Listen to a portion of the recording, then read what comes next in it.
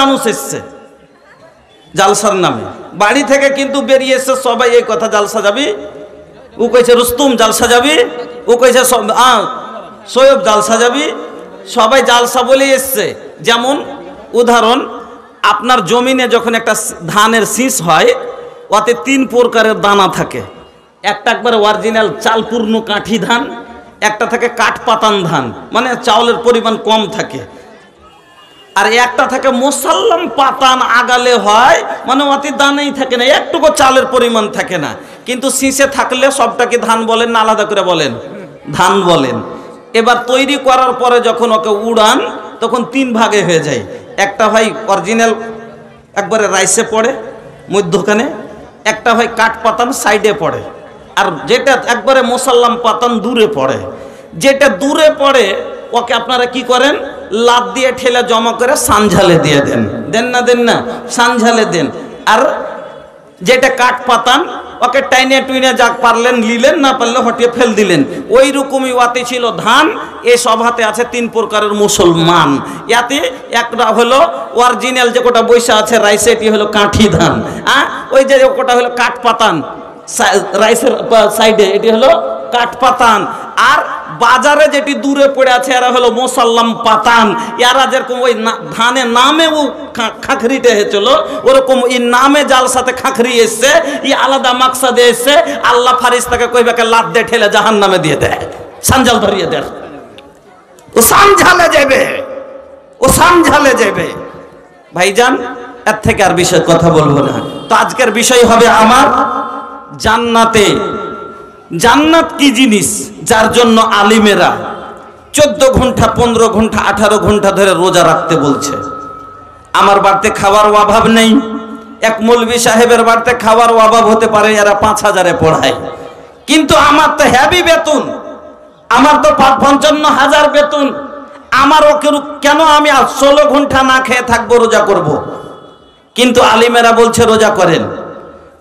এই হাড় কাঁপানো ঠান্ডাতে যখন আমার আপনার বিছান ছাড়ার মন হয় না, সেই সময়তে আলিমেরা বলছে নামাজ পড়ো।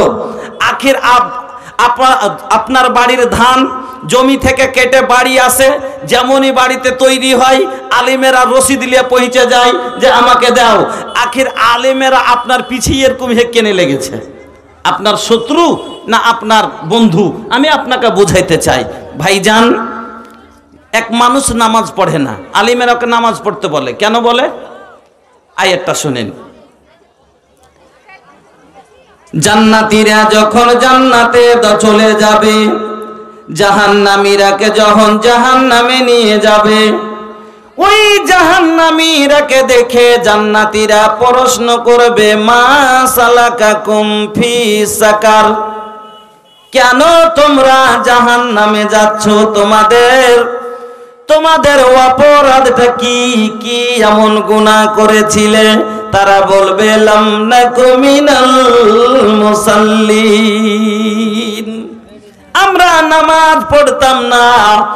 কোরআনের আয়াতে স্পষ্ট বোঝা গেল যারা নামাজ পড়ে না তারা জাহান্নামে যাবে। এবার রাসূলের হাদিসটা দেখেন, নবীজি বলছেন বাইনাল আবদি ওয়া বাইনাল কুফরে তারকুস সালাহ, একটা মুমিনের আর একটা কাফেরের মধ্যখানে তফাৎ হলো নামাজ। যে মুমিন নামাজ পড়বে আর কাফের নামাজ পড়বে না। এবার আপনারাই বলেন, কাফের জান্নাতে যাবে না জাহান্নামে যাবে? কাফের জান্নাতে যাবে না জাহান্নামে? জাহান্নামে। তাহলে এই জন্য এবার আরো ভালো করে বুঝেন, গ্রামের ওই মাথাতে সালামের বাড়িতে আগুন লেগে গেছে, আগুন লেগে গেছে। যেমনই আগুন দেখি আর মসজিদে এলান হয়ে যায়, দক্ষিণ দিকের সালামের বাড়িতে আগুন লেগে গেছে। যে আমরা যে যা পাই, কেউ বালতি নিয়ে, কেউ আর কিছু নিয়ে, কেউ কিছু নিয়ে, সবাই দৌড়িয়ে যায়। ওই সময়তে আমরা পচা জল দেখি না। ওই সময়তে যেই জলটাই আমরা জীবনে স্পষ্ট করব না, সেই জলটা তখন আমরা তুলি আর সালামের বাড়িতে ছড়ি কি ছড়ি না? কেন? আমরা তো খুশি হওয়া দরকার, গ্রামের কিছু মশা মরল, খুশি হওয়া দরকার কিনা? ওর বাড়ি পড়লো তো আমার কি, কিছু মশা কমলো গ্রামের। কিন্তু তবে আমরা দৌড়িয়ে যাই আর সবাই যে যেরকম করে পারি চেষ্টা করি আগুনটা নিভাবার। কেন? যে এই বাড়িটা পুড়ে গেলে আমার পড়োশির কষ্ট হবে, আমার গ্রামের লোকটার অসুবিধা হবে। এবার আপনাকে আমি বিচার দিচ্ছি, আপনার বাড়ি পোড়া যদি আমি নিজে চোখে না দেখতে পারি আপনার অসুবিধা হওয়ার কারণে, তাহলে আপনাকে আমি জাহান্নামে কি দেখতে পারবো? পারবো? আমরা দেখছি, আলিম সমাজ দেখছে, এ ভাই আমার নামাজ পড়ে না, এই ভাই আমার জাকাত দেয় না, এই ভাই আমার এই কাজ করে না, যার কারণেই জাহান্নামে চলে যাবে। এই জন্য তখন ওরা বলে এটা করো, আপনাকে জাহান্নাম থেকে, ওই আগুন থেকে বাঁচাবার জন্য বলে। বন্ধুরা আমার, আমি আপনাকে যেটা বলতে চাচ্ছি, আসুন আগে বাড়ি। আমরা আদম সন্তান, আল্লাহ রাব্বুল আলামিন আমাদের মাটি থেকে তৈরি করেছেন, করেছেন কিনা? মাটিকে ইবানাল শরীরিয়া, মাটিকে ইবানাल शरीरिया, माटी में मिल जाइए भाई हो, केहू कुछ लेके नहीं जाई। चार गो कान्हा पर बांस के डोलिया, ऊपर एगो चदरिया, থাকে না থাকে না? चार गो कान्हा पर बांस के डोलिया, ऊपर एगो चदरिया, चदरिया ऊपर एगो चदरिया। अर्श वाला के धर्म कटा पर तो हर नेकी बदी तो लाई भाई हो, केहू कुछ लेके नहीं जाई। আল্লাহ রাব্বুল আলামিন আপনাকে আমাকে আদমের কোখ থেকে, আদমের জুরিয়াত করে আমরা আদম সন্তান, আদম হাওয়া থেকে আমাদের সৃষ্টি। আল্লাহ রাব্বুল আলামিন বলেন তোমরা হলে এক মা এক বাবার সন্তান। আমরা জন্মক্ষেত্রে সবাই আদম হাওয়ার সন্তান। আল্লাহ বলেন যে আমি তোমাদেরকে, আবার আল্লাহ বলেন আমি তোমাদেরকে মাটি থেকে সৃষ্টি করেছি। মিনহা খলাকনাকুম ওয়া ফিহা নুঈদুকুম ওয়া মিনহা নুখরিজুকুম তারাতান উখরা। আল্লাহ বলেন বান্দারে আমি তোকে এই মাটি থেকে সৃষ্টি করেছি, আর একদিন তোকে এই মাটিতে যেতে হবে, এই মাটির তুই খোরাক হয়ে যাবি। আমার বন্ধুরা, আমরা এবার আদমের সন্তান, এক মা এক বাবার সন্তান হওয়ার পরে আমরা দুদল হয়ে গেলাম। এখানে শুরু করি। গাছ হলো একটা, প্রথমে যখন গাছটা খাড়ো হয় একটাই দাঁড়ায়, আমের গাছটা বের হলো, তখন তার ডাল থাকে থাকে না। তারপরে একটু যখন বড় হয় দুই সাইডে দুটো ডাল হয়ে গেল, আর একটু বাড়লে আর একটু বড় ডাল হয়। তারপরে ওই ডালের ডাল ডালের ডাল ডালের ডাল বাড়তে বাড়তে একটা বিশাল জায়গা ঘেরে নেয়। ওই আদমের হাওয়ার কোখ থেকে, জুরিয়াত থেকে বের হলো মাত্র দুখান ডাল, একটা হলো হিন্দু, একটা হলো মুসলমান। এবার হিন্দুর মধ্যে আবার ডাল থেকে বেরিয়ে গেল জৈন, খ্রিস্ট, বুদ্ধিস্ট, সাঁতাল, মোসাহার, ধাঙ্গড়, চামার। এই করতে করতে ডালের ফাংড়ি হলো। মুসলমানের মধ্যে ডাল থেকে আবার ডাল বেরিয়ে গেল শিয়া, সুন্নি, বেরেলি, দেওয়ান্দি, ওয়াহাবি, মদুদি। আছে না নাই? আল্লাহু আকবার। एक ही मसलक एक खुदा है, एक ही है सबका रसूल, एक ही है सबका रसूल, एक ही मिल्लत एक ही मजहब, फिर भी ये कैसी भूल, फिर भी ये कैसी भूल।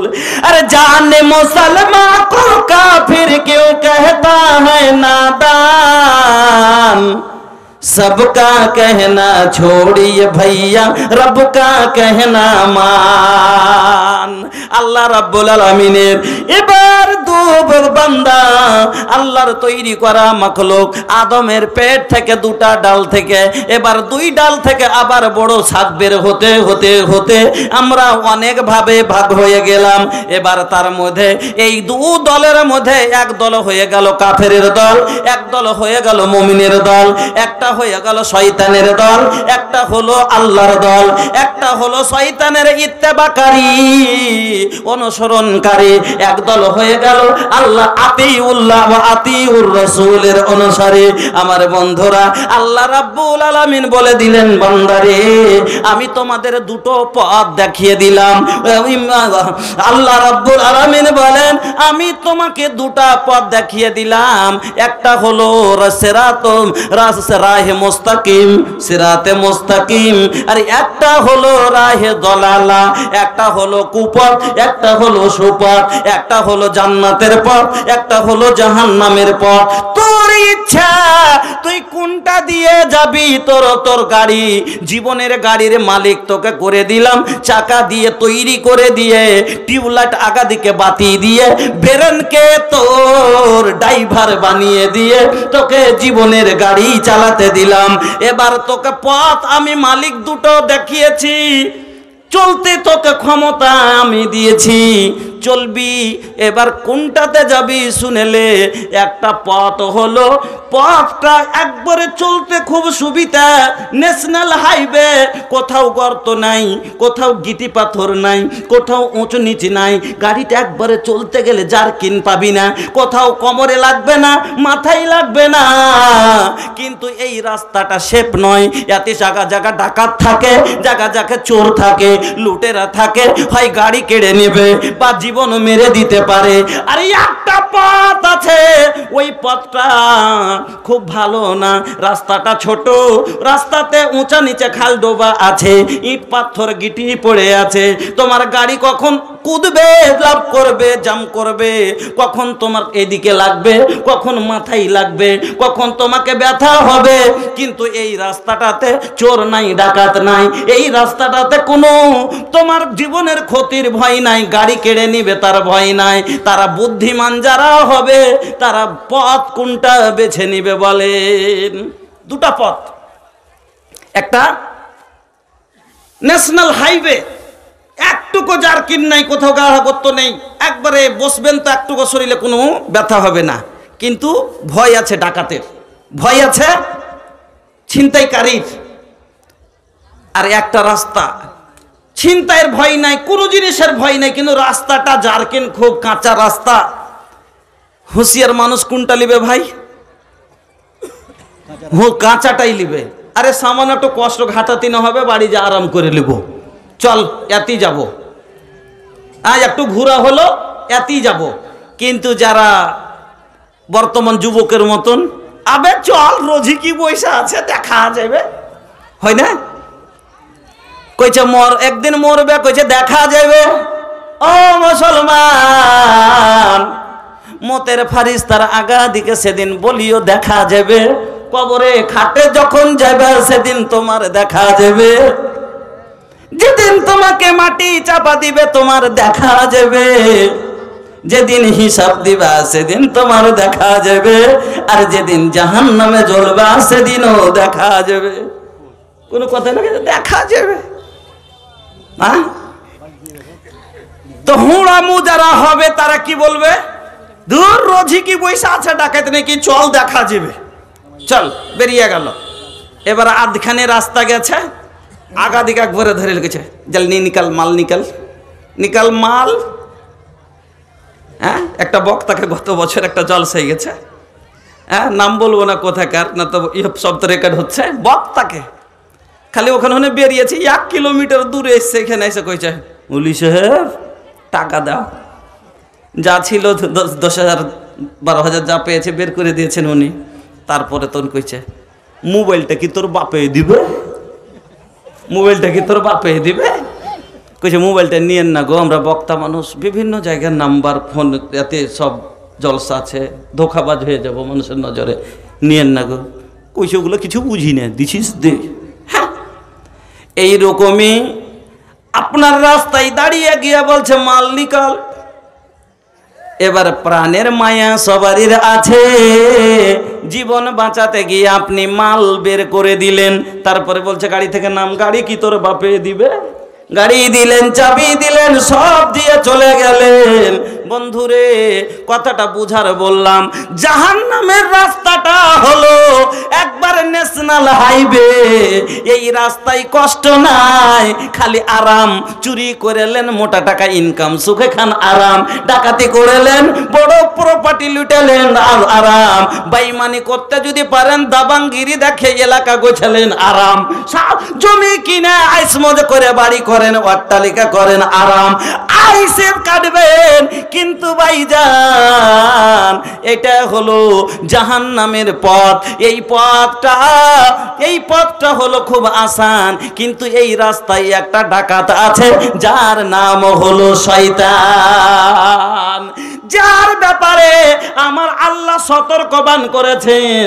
আমার আল্লাহ বলছেন, শুনেলে, ইন্না শাইতানা লাকুম আদুউন, শয়তান হলো তোর দুশমন, তোর শত্রু। ফাত্তাখিযুহু আদুয়া, তুমিও তাকে শত্রু ভাবিও, কোনোদিন তাকে বন্ধু মনে করিও না, ওর পথে তুমি যেও না। ওই ছোঁড়া যদি বলে ছোঁড়া তোর হলো বন্ধু লয়, আসল গোপনীয় শত্রু। ওই শত্রু বলছে এই রাস্তা দিয়ে চল, ওখানে যাওয়ার পরে তোকে মদের গুলি খাওয়াবে, নেশা ভাঙ খাইয়ে দিয়ে রাস্তা থেকে তোকে যান জীবন নিয়ে তোর গাড়ি মাল লুটে নিবে।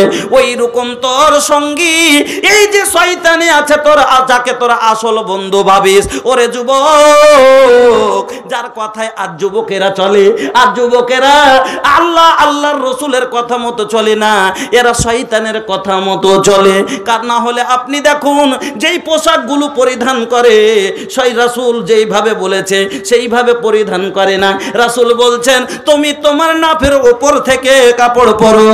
এরা প্যান্টটাকে দেখবেন এখন 2022-এ এখানে এসে আটকে আছে, 2025-এ মনে হয় হাঁটুতে থাকবে, আর 30-এর বেলাতে 2030-এ মনে হয় এরা আগে আগে হাঁটবে, আর পিছে পিছে পেন দৌড়াবে। এইরকম মনে হচ্ছে। রাসূল বলছেন, তোমরা ঘুট্টি উদাম করে কাপড় পরো। এই যুবকেরা আতিউ রাসূল না করে আতিউ শয়তান।